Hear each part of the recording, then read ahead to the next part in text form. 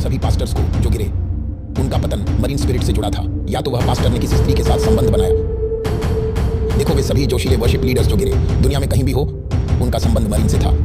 यौन संबंध, प्रलोभन। वे सभी शक्तिशाली लोग जो आत्मिक बातों में ऊंचे उठे और बाद में गिर गए, वे अनियंत्रित इच्छाओं और यौन पापों के कारण गिरे। ऐसे पाप तुम्हें नष्ट कर देंगे, आपके अभिषेक को, आपके अनॉइंटिंग को सुखा देंगे और आपके प्रार्थना जीवन को कमजोर बना देंगे। संबंध बनाते हैं ऐसे अवैध यौन संबंध जो परमेश्वर के वचन के अनुसार नहीं हैं। ऐसी यौन क्रियाएं, इलीगल सेक्स, उस राष्ट्र में मरीन स्पिरिट्स यानी कि समुद्री आत्माओं को मुक्त करती हैं, जागृत करती हैं। क्या तुमने कभी the queen of the coast नाम सुना है? The queen of the coast यानी कि समुद्र तट की रानी या समुद्र की रानी कोई साधारण रानी नहीं है।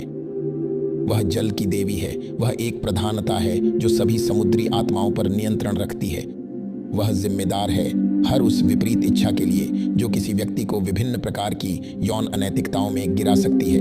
फॉर्निकेशन यानी कि व्यभिचार के माध्यम से समुद्री आत्माएं किसी भी राष्ट्र, किसी भी कंपनी और किसी भी परिवार में फलती फूलती हैं।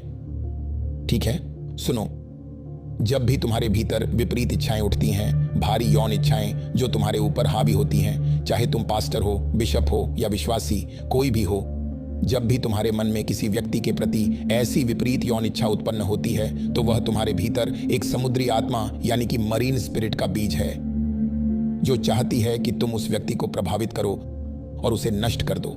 वासना पर समुद्री आत्माओं का नियंत्रण होता है, यानी कि मरीन स्पिरिट्स का नियंत्रण होता है। जो भी तरह तरह की यौन इच्छाएं तुम संसार में फैलती हुई देखते हो, वे सब उन्हीं के प्रभाव से उत्पन्न होती हैं। तुम देखो, बहुत से फैशन डिजाइनर ऐसे वस्त्र बनाते हैं जिनकी पूरी डिजाइन और शैली मरीन किंगडम से प्रेरित होती है। वे ऐसा इसलिए करते हैं ताकि दुनिया में यौन अनैतिकता का स्तर, सेक्सुअल इमोरलिटी की लेवल बहुत ऊंचा हो जाए। जितने अधिक लोग यौन अनैतिकता में शामिल होते हैं, उतना ही अधिक मरीन इस संसार पर नियंत्रण प्राप्त करती है। हर एक अनैतिक कार्य मरीन के प्रभाव को और अधिकार को राष्ट्रों पर बढ़ा देता है। मुझे नहीं पता कि कल रात केप टाउन अफ्रीका में कितने लोगों ने विवाह के बाहर यौन संबंध बनाए। जब भी लोग किसी राष्ट्र में यौन संबंध बनाते हैं, ऐसे इल्लीगल यौन संबंध जो परमेश्वर के वचन के अनुसार नहीं हैं, ऐसी यौन क्रियाएं उस राष्ट्र में मरीन स्पिरिट्स को जागृत करती हैं, मुक्त करती हैं। क्या तुम मेरे साथ हो? हाँ, बिल्कुल ऐसा ही है।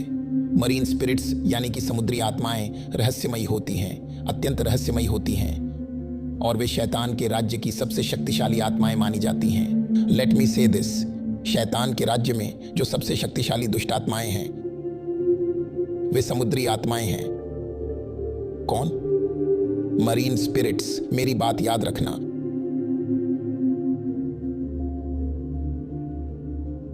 वे सचमुच सबसे शक्तिशाली होती है। वास्तव में वे शैतान के हाथों में सबसे प्रभावशाली और उत्पादक आत्माएं हैं। दरअसल वे शैतान की सेनाओं की सेनापति यानी कि जनरल्स हैं। वे सबसे उच्च पद वाली दुष्ट आत्माएं हैं। क्या तुम जानते हो क्यों? क्योंकि उनका प्रभाव कलीसिया और संसार दोनों में अत्यंत गहरा और प्रभावी है। इतनी शक्तिशाली होती है ये। कुछ दुष्ट आत्माएं सिर्फ संसार में ही कार्य कर सकती हैं और उनका कलीसिया पर अधिक प्रभाव नहीं होता, परंतु मरीन स्पिरिट्स शैतान के लिए परिणाम लाती हैं। देखो उन सभी पास्टर्स को जो गिरे, उनका पतन मरीन स्पिरिट से जुड़ा था, या तो वह पास्टर ने किसी स्त्री के साथ संबंध बनाया। देखो वे सभी जोशीले वर्शिप लीडर्स जो गिरे, दुनिया में कहीं भी हो, उनका संबंध मरीन से था। यौन संबंध, प्रलोभन। वे सभी शक्तिशाली लोग जो आत्मिक बातों में ऊंचे उठे और बाद में गिर गए, वे अनियंत्रित इच्छाओं और यौन पापों के कारण गिरे। ऐसे पाप तुम्हें नष्ट कर देंगे, आपके अभिषेक को, आपके अनॉइंटिंग को सुखा देंगे और आपके प्रार्थना जीवन को कमजोर बना देंगे। मरीन स्पिरिट्स यही करती हैं, वे आपको आत्मा की गतिविधियों के प्रति कमजोर बना देती हैं। उदाहरण के लिए, जब आप व्यभिचार या परस्त्रीगमन में पड़ जाते हो तो आपके भीतर की प्रार्थना की आग बुझने लगती है। याद रखो, शैतान का तुम पर कोई अधिकार नहीं है। यह बात सत्य है जब कोई प्रचारक कहता है कि तुम नया जन्म पाए हुए व्यक्ति हो, नई सृष्टि हो, और शैतान का तुम पर कोई अधिकार नहीं है।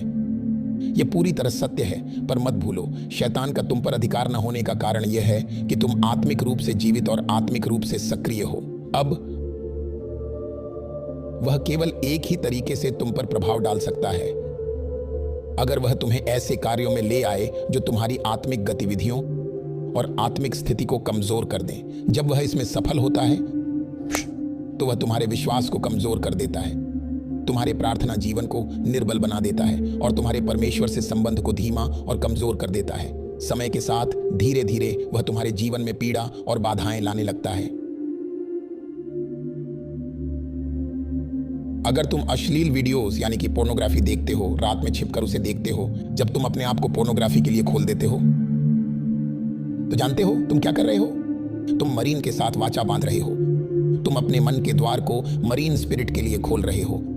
तुम्हारी कल्पनाएं भ्रमित हो जाएंगी और वासना की आत्मा, स्पिरिट ऑफ लस्ट, धीरे धीरे तुम्हारे भीतर घुसकर तुम्हारे मन पर अधिकार करने लगेगी और उससे मुक्त होना पूरी जिंदगी का संघर्ष बन सकता है।